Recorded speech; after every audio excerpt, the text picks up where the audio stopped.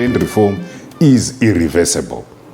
So it is now perfecting what we now have. We have taken largely all the land that we needed to take, and almost 14, 15 million hectares now is under resettlement. What we are now doing is ensuring that we move from A1 permits and A2 offer letters to more secure land tenure, which is bankable, transferable, and so that people can have the comfort and confidence to invest, but they can also collateralize that land to be able to borrow. As you know, the brick and mortar based collateral lending collapsed at the advent of the fast track land reform program. So now that has been restored. In a way, it also unlocks value for the government and fiscus, in that we are looking at between 10 and 15 billion US dollars that is unlocked in this land, as land now has a value.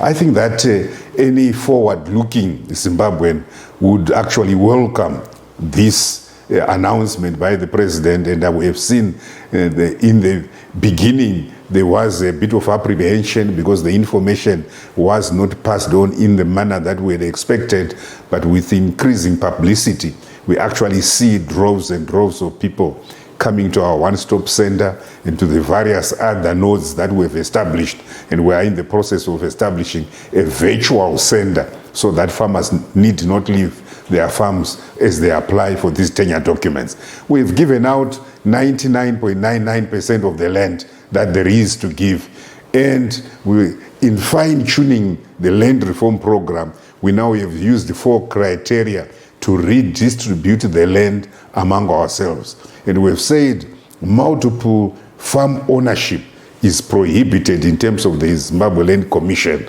Act.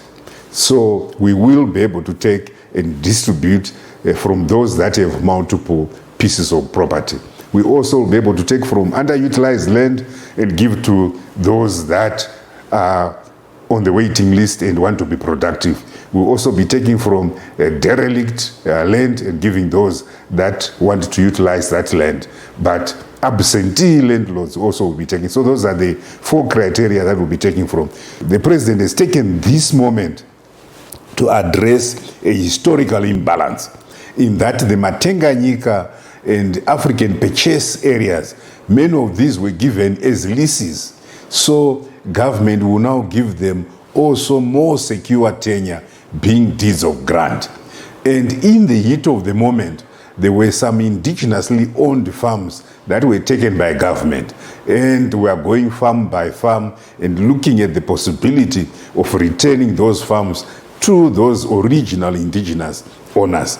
There are also farms where we signed bilateral investment protection agreements with certain countries, and where it is possible, we are also retaining those farms. So my plea to everyone who has a permit, an offer letter, or any such other document who wants to continue farming must rush to get this more secure land tenure document in the form of a title deed, a deed of grant, or restoration of title, so that they can unlock the productive potential of farming. Naturally, it is not possible to give every aspiring Zimbabwean land who wants land. We have a waiting list of 270,000 Zimbabweans for A2 farms. We have a waiting list for diaspora people, 10,000. But it is not possible to give everyone.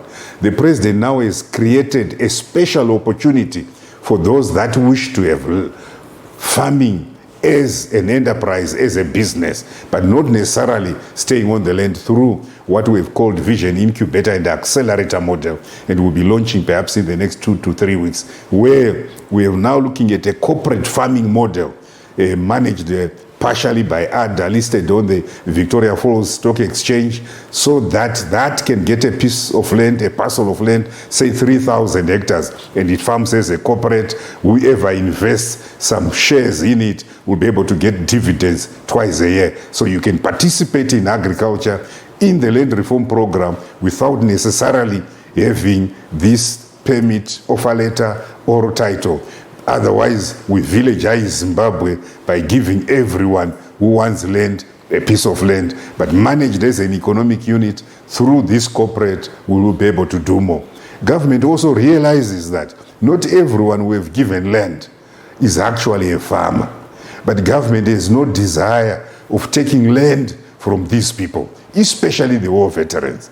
And we've said these must consummate successful joint ventures, and we now have a joint venture office within the ministry to facilitate joint ventures where someone has the finances, can partner with someone who has land, so that this union can produce increased production and productivity.